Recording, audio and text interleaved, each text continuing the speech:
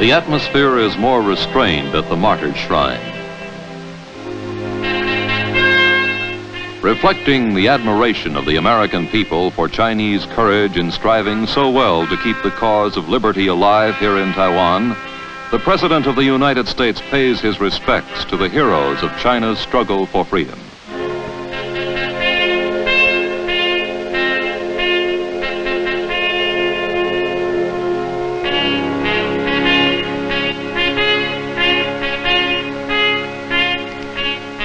Leaving the Martyrs' Shrine, the visitor motors to the Presidential Office Building for discussions with President Zhang.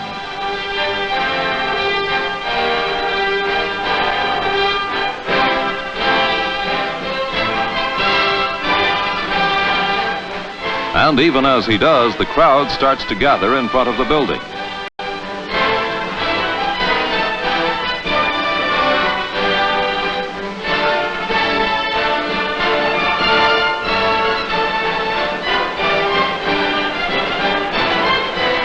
A forest of signs conveys their feelings about Dwight Eisenhower, who, after the conferences with President Zhang, will address the huge assembly.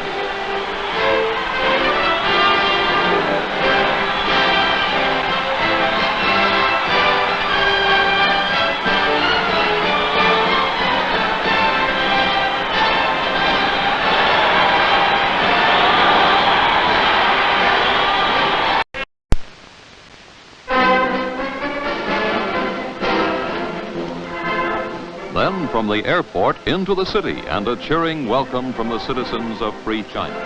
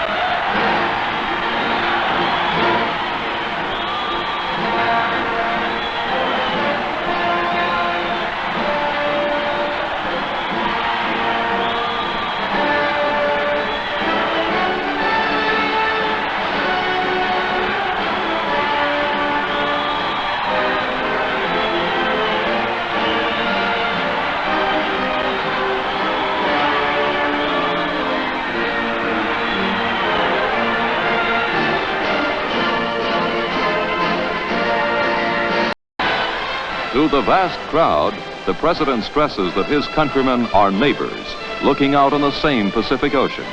No longer is it a barrier separating America from the Far East. Our purpose, he says, is to help protect the right of our neighbors of the Pacific to develop in accordance with their own national aspirations and traditions.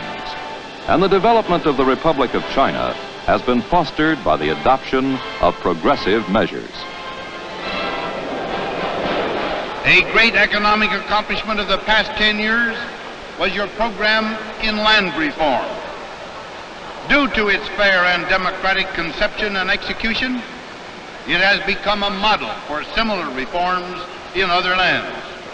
In today's world, where many new nations of Asia and Africa are seeking a path to economic development to satisfy the growing expectations of their people, free China provides a shining example.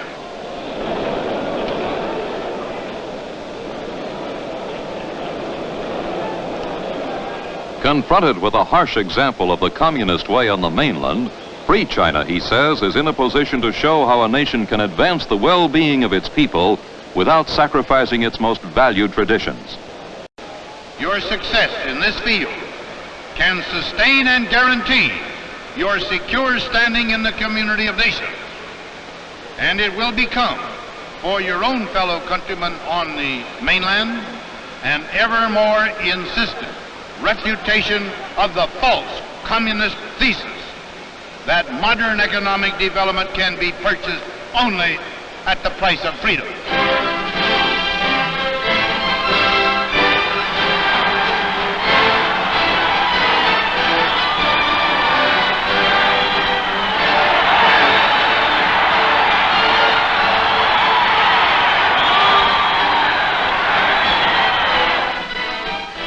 Impressed by the visual progress made in establishing a thriving democracy on Taiwan, the President drives to the airport for his departure.